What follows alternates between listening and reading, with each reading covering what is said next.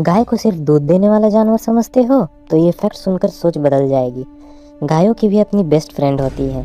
हाँ, गाय अपने झुंड में कुछ खास गायों के साथ ज़्यादा समय बिताती हैं और उनसे क्लोज बॉन्ड बना लेती हैं। और जब उन्हें उनकी साथी गाय से अलग किया जाता है तो वो स्ट्रेस में भी आ सकती हैं। मतलब इंसानों की तरह गायों की ज़िंदगी में भी एक ऐसा दोस्त होता है जिसके बिना रहना मुश्किल लगता है। तो अगली बार गायों का झुंड देखो, हो सकता है उसमें भी कोई BFF वाली जोड़ी हो। ऐसे ही अमेजिंग एनिमल फैक्ट्स के लिए फॉलो करो।